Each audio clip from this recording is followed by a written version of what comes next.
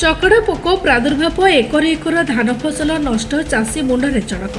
Champua block ରାଇଗୁଡ଼ି ଗ୍ରାମରେ ଚଳିତ ବର୍ଷ ଧାନ ଫସଲରେ ଚକଡ଼ା ପୋକ ପ୍ରାଦୁର୍ଭାବ ଯୋଗୁଁ ଏକର ଏକର ଧାନ ଫସଲ ନଷ୍ଟ ହୋଇଯାଇଛି। ଚଳିତ ବର୍ଷ ଅନୁକୂଳ ପାଗ ଯୋଗୁଁ ଗ୍ରାମର ଚାଷୀ ଧାର ଖରଚ କରି ଧାନ ଚାଷ କରିଥିଲେ। ଫସଲ ମଧ୍ୟ ଭଲ ହୋଇଥିଲା, ମାତ୍ର ସବୁ ଉଜାଡ଼ି ଦେଇଛନ୍ତି ଚକଡ଼ା ପୋକ। ଧାନ କେଣ୍ଡା ମାରିବା ବେଳେ ଚକଡ଼ା ପୋକ ବ୍ୟାପି ଗାଁର ଏକର ଏକର ଧାନ ଫସଲ ସମ୍ପୂର୍ଣ୍ଣ ନଷ୍ଟ କରିଛନ୍ତି। ଫସଲ ଅମଳ ପୂର୍ବରୁ ଗଛମୂଳ ଗୁଡ଼ିକ ଖାଇ ନଷ୍ଟ କରିଦେଇଛନ୍ତି ଚକଡ଼ା ପୋକ। ଏବେ ବିଲରେ ଧାନ ଗୁଡ଼ିକ ଅମଳ ହେବା ପୂର୍ବରୁ ଅଗାଡ଼ି ହୋଇଯାଇଛି। ଏହାକୁ ନେଇ ଚାଷୀ ମୁଣ୍ଡରେ ହାତ ଦେଇ ବସିଛନ୍ତି। କୃଷି ବିଭାଗକୁ ଚାଷୀ ରୋଗ ପୋକ ସମ୍ପର୍କରେ ଅବଗତ କରାଇଥିଲେ ସୁଦ୍ଧା ବିଭାଗ ତରଫରୁ କୌଣସି ପରାମର୍ଶ କିମ୍ବା ପ୍ରତିକାର କରାଯାଇନଥିବାରୁ ଚାଷ ଉଜୁଡ଼ି ଯାଇଥିବା ଅଭିଯୋଗ ହୋଇଛି। ଏହାକୁ ନେଇ ଚମ୍ପୁଆ କୃଷି ବିଭାଗ ସରକାରୀ କୃଷି ଅଧିକାରୀ ଶାରଦା ହାସ୍ତାଙ୍କୁ ଏନେଇ ବିଭାଗ ଅବଗତ ହେବା ପରେ ପଦକ୍ଷେପ ଯୋଗୁଁ ଶୀଘ୍ର ଏହା ଉପରେ ନିୟନ୍ତ୍ରଣ କରାଯାଇପାରିଛି। ତେବେ ପାଗକୁ ନେଇ ଏବର୍ଷ ଅଧିକ ଏହି ପୋକଙ୍କ ପ୍ରାଦୁର୍ଭାବ ଦେଖାଦେଇଥିଲା କହିଛନ୍ତି। 5 ଏକର ଜମି ଚାଷ କରିଥିଲି ଆଜ୍ଞା, କିନ୍ତୁ 5 ଏକରରୁ ଗୋଟେ ବି ପାଇବା ପାଇଁ ନାହିଁ। ସବୁ ପୋକ ଖାଇକରି ସାରିଦେଲେ। ସବୁ ଲୋନ୍ କରି କରାହେଇଥିଲା ଲ୍ୟାମ୍ପରୁ। କି ପୋକ ଖାଇଲେ?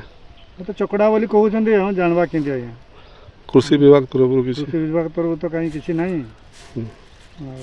ତୁମକୁ କିଛି ଆସିକି ପୋକ ବାବଦରେ କିଛି ଜଣେଇନାହାନ୍ତି? ନାହିଁ, କିଛି ଜଣେଇନାହାନ୍ତି। କେତେ ଲସ୍ ହେଇଛି ତୁମର? ଲସ୍ ମାନେ 5 ଏକରରୁ 3 ଏକର କେତେ ଯାଇଛି। ଆଉ ଗାଁରେ ଆଉ କେତେ ଲୋକଙ୍କର ସେମିତି? ଆଉ ଲୋକଙ୍କର ବି ଯାଇଛି ଆଜ୍ଞା, ବହୁତ ଯାଇଛି ଲୋକମାନଙ୍କର ବି। ମୁଁ 5 ଏକର ଖଣ୍ଡେ ଜମି ଚାଷ କରିଥିଲି ସାର୍। ଚକଡ଼ା ପୋକ ଖାଇଦେଲେ। ଆଉ ଜମି ସବୁ ନଷ୍ଟ ହୋଇଯାଇଛି ଧାନ। କୃଷି ବିଭାଗକୁ ଜଣାଇଥିଲୁ, କିନ୍ତୁ କୃଷି ବିଭାଗ କେହି ଆସିକରି ତଦାରଖ କିଛି କଲେ ନାହିଁ କି କିଛି ମେଡ଼ିସିନ ପତ୍ର ସଜେସନ୍ ବି ଆମେ ପାଇପାରିଲୁ ନାହିଁ। ତେଣୁକରି ଧାନ ସବୁ ନଷ୍ଟ ହୋଇଯାଇଛି। ଆଉ ଲୋନ୍ କରିକି ସବୁ କରିଥିଲୁ ସାର୍। କେମିତି ସବୁ ଏସବୁ ଇଏ କରିବୁ, ସେଥିପାଇଁ ଗାଁର ସବୁ ଅଧାରୁ ଅଧିକ ଧାନ ସବୁ ନଷ୍ଟ ହୋଇଯାଇଛି। କ'ଣ କେତେ ଗାଁରେ ସବୁ ଚାଷ କରିଥିଲେ? କେତେ ଗାଁରେ ମାତିଛି ପୋକ? ଗାଁରେ ସାର୍ ଖମାର ସାରା ତ ହୋଇଯାଇଛି, ତାକୁ 80% ପାଖାପାଖି ଧାନ ସବୁ ଚକଡ଼ା ପୋକ ନଷ୍ଟ ହୋଇଯାଇଛି। ଆଉ କୃଷି ବିଭାଗକୁ ଜଣାଇ ଦେଲେ ବୋଲି କହୁଛନ୍ତି, କିନ୍ତୁ କେହି ଆସିନାହାନ୍ତି।